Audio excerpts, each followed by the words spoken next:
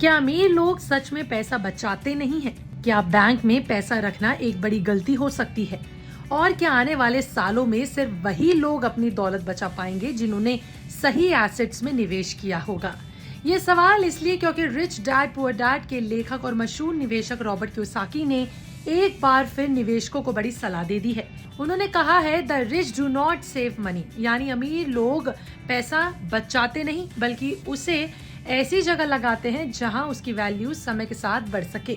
दरअसल Robert Kiyosaki ने social media platform x पर एक पोस्ट शेयर करते हुए अमेरिका की बिगड़ती आर्थिक स्थिति पर चिंता जताई है।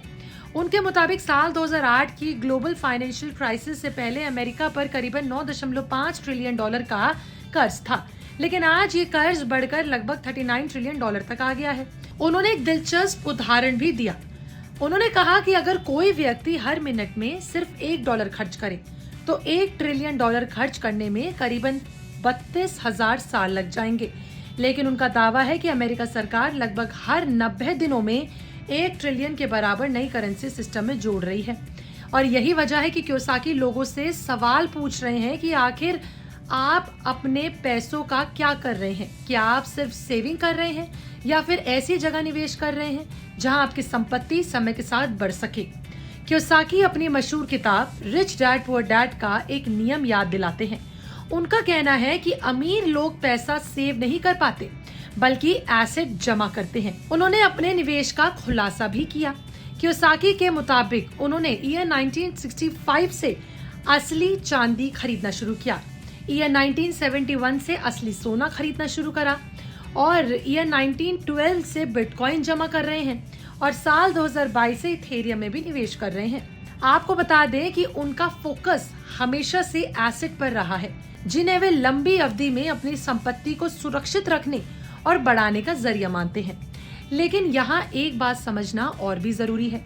रॉबर्ट कियोसाकी की ये राय उनकी व्यक्तिगत निवेश रणनीति है। उनका मतलब ये बिल्कुल नहीं है कि हर निवेशक बिना सोचे समझे सोना, चांदी और क्रिप्टो करेंसी खरीदना शुरू कर दे, क्योंकि हर एसेट अपने जोखिम लेकर आता है। अब उदाहरण के लिए सोना और चांदी लंबे समय में महंगाई से बचाव का जरिया माना जाता है। वही बिटकॉइन और इथेरियम जैसे क्रिप्टो करेंसी में उतार चढ़ाव बहुत ज्यादा होता है। कई बार इनमें कुछ ही महीनों में भारी गिरावट भी आती है तो कई महीनों में तुरंत इसके अंदर कमाई भी आती है। दूसरी तरफ बैंक, एफडी और सेविंग अकाउंट्स में जोखिम कम होता है, लेकिन कई बार उनका रिटर्न महंगाई के रिटर्न से पीछे रह जाता है। ऐसे में सिर्फ पैसा बचाना और पैसा बढ़ाना दोनों अलग बातें हैं।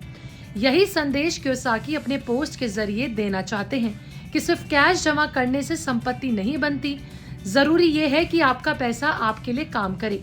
अगर आप निवेश करते हैं तो सबसे पहले अपने वित्तीय लक्ष्य तय करें, अपने जोखिम उठाने की क्षमता को समझें, अलग अलग एसेट में संतुलित निवेश करें और किसी भी निवेश का फैसला सिर्फ सोशल मीडिया पोस्ट देकर बिल्कुल ना ले, अपनी सूझबूझ से ले। आज के समय में निवेश के कई विकल्प मौजूद है। इक्विटी है, म्यूचुअल फंड है, गोल्ड, डेट, इन्वेस्टमेंट और दूसरे एसेट्स हैं। अब सही विकल्प वही होगा जो आपके लक्ष्य, आपके समय और आपके जोखिम क्षमता के हिसाब से फिट बैठेगा। तो बड़ा सवाल यही है कि क्या सिर्फ पैसा बचाना भविष्य के लिए काफी है या फिर आपको भी अपने पैसे को सही जगह निवेश करके उसे बढ़ाने की जरूरत है?